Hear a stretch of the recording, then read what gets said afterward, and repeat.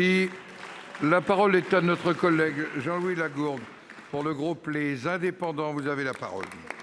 Monsieur le président, mesdames et messieurs les ministres, mes chers collègues, ma question s'adresse à monsieur le ministre de l'Agriculture. Monsieur le ministre, la problématique de la retraite agricole fait partie des injustices qui perdurent entre la Réunion et la métropole. Aujourd'hui, la pension moyenne des agriculteurs réunionnais est de 375 €. Un quart d'entre eux perçoit moins de 100 €. À ce bilan dramatique s'ajoute une inégalité criante avec la métropole. On estime à au moins 200 € la différence du montant de retraite par rapport à la France hexagonale. Pour compléter ce sombre panorama, il faut rappeler que très peu d'agriculteurs arrivant à l'âge de la retraite peuvent faire état d'une carrière complète et bénéficier ainsi du mécanisme de garantie actuellement prévu par le projet de loi.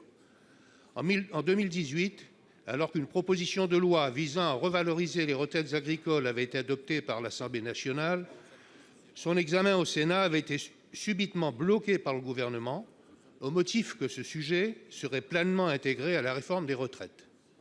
Malheureusement, cet engagement de l'État semble aujourd'hui remis en cause et suscite naturellement de vives inquiétudes auprès des agriculteurs réunionnais et des représentations syndicales. La retraite universelle, oui, mais pour les paysans d'outre-mer, non. Monsieur le ministre, le gouvernement compte-t-il respecter ses engagements en réparant cette inégalité entre la Réunion et la métropole? La revalorisation des retraites agricoles fait-elle partie des priorités? Le projet de loi que nous examinerons prochainement y apporte-t-il des réponses?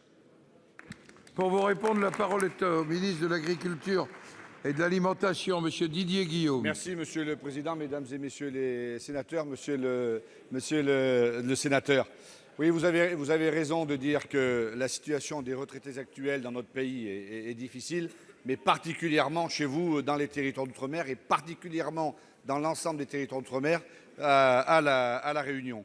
C'est amplifié évidemment par la durée de carrière dont on sait qu'elle est différente. Vous savez ça très bien, aussi bien que moi, car les cotisations dont s'acquittent les agriculteurs ultramarins sont nettement inférieures. Donc en plus, cette disparité arrive dès le début. Le futur système s'appliquera de plein droit à l'ensemble de ceux qui cotisent, en Outre-mer, à La Réunion comme en métropole et dans l'Hexagone. Et la mise en place d'un filet de sécurité permettra justement aux agriculteurs de La Réunion d'avoir de bonnes réponses. 1 000 € dès 2022 et 85% du SMIC dès 2025. Mais des adaptations seront nécessaires particulièrement par rapport aux agriculteurs de vos territoires. Et c'est dans ce cadre-là qu'une ordonnance sera prise pour en tenir compte, parce que les contraintes particulières de La Réunion ne sont pas celles que l'on rencontre dans l'ensemble des territoires de l'Hexagone. Avec ma collègue de l'Outre-mer et Laurent Petraszewski, nous travaillons sur les modalités actuelles de détermination de ces cotisations, parce que en agriculture comme dans les territoires d'outre-mer, c'est le même principe de cette réforme universelle. 1 € cotisé donnera les mêmes droits, et ça s'appliquera évidemment dans vos territoires. Mais nous savons également qu'il y a un sujet particulier sur les retraités actuels. C'est la raison pour laquelle, comme l'ont déjà dit le président et le Premier ministre, il faut absolument que les agriculteurs puissent bénéficier de l'ASPA, parce que dans le monde agricole, cette possibilité existe. Et pour les Outre-mer, les dispositions spécifiques sont déjà actées, elles portent leurs fruits.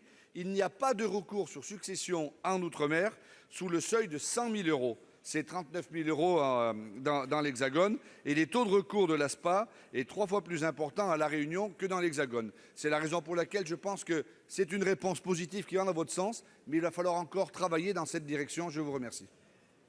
Monsieur Lagourgue. Juste, monsieur le ministre, un petit proverbe en créole. Nous les pas plus, nous les pas moins, respecte à nous. Merci.